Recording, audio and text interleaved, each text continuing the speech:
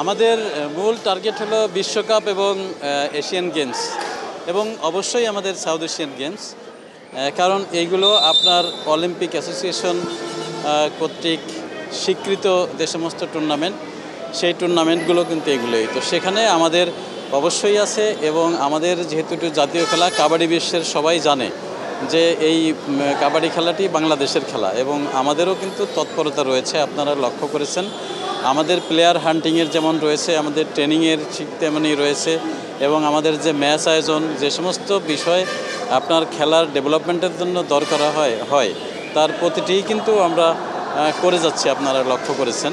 তো আমি আশাবাদী যে গত যে টুর্নামেন্ট হয়ে গেল এশিয়ান গেমসে, সেই গেমসে যে সমস্ত প্রতিদ্বন্দ্বিতাকারী দল ছিল তাদের যে team spirit, team temperament, team power, সেই অনুযায়ী কিন্তু বাংলাদেশ দল ঢের ভালো ছিল। পরবর্তীতে আপনারা বঙ্গবন্ধু কাপে দেখেছেন, কিন্তু দুঃখজনকভাবে আমরা সেখানে কিন্তু ভালো করতে পারিনি। তো আমরা এটাকে অ্যাক্সিডেন্ট ধরেছি। একটি কারণও ছিল আমাদের দুইজন কোচ ছিল বিদেশি কোচ, দুজন কোচই কার্ডিয়াক ফেলিওরের জন্য তারা টিমের সাথে যেতে পারেনি। তো সেক্ষেত্রে আমাদের কোচবিহীন টিম পাঠাতে হয়েছিল। তো আমি মনে করি যে সেটি একটি কারণ, যে ঠিকমতো তারা সেখানে গাইডলাইন পায়নি বিধায় সেই যে তাদের প্রত্যাশিত ফল সেটি করতে সক্ষম হয়নি।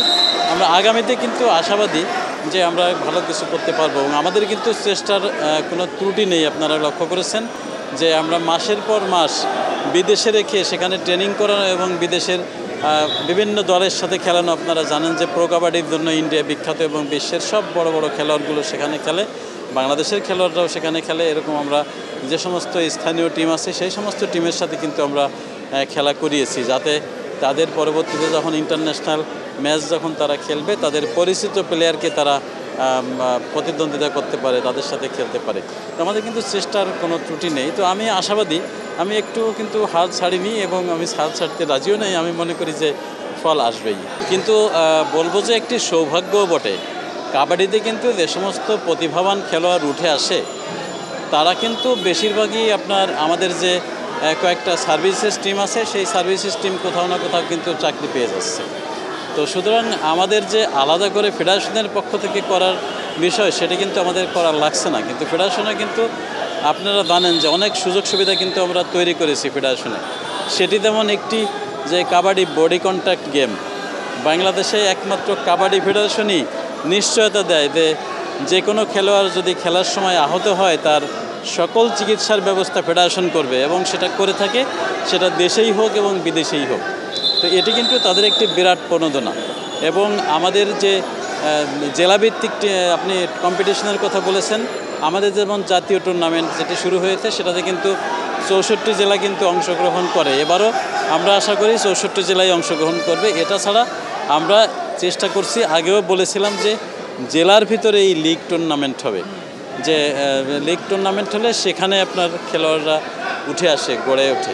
তো সেটির জন্য কিন্তু আমাদের তৎপরতা চলছে। আমরা আমাদের যে জাতীয় লিগটা হয়ে যাচ্ছে, এটির পরে কিন্তু আমরা সেটাতে যাব। এবং আপনারা জানেন যে কাবাডি ফেডারেশনই বাংলাদেশে একমাত্র ফেডারেশন যেটা ফুটবল ক্রিকেটও কিন্তু করতে পারেনি, যে আমরা নারীদের ফ্র্যাঞ্চাইজি লিগ করেছি এবং আমরা আবারও করব।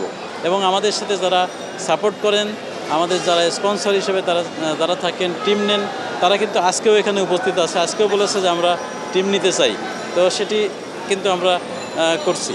এবং এর পাশাপাশি আমরা কিন্তু অনেক দিন আগে ঘোষণা দিয়েছিলাম যে প্রো কাবাডির আদলে বাংলাদেশেও কিন্তু সেটি আমরা করতে চাই। এটিও কিন্তু করার জন্য আমাদের কাছে পার্টি রেডি। মানে আপনার পার্টি বলতে আমি যেটি বলতে চাচ্ছি যে স্পন্সর, হ্যাঁ, দল রেডি আছে, এখন দল রেডি আমরা, হ্যাঁ, কর্পোরেট কাবাডি আর কি।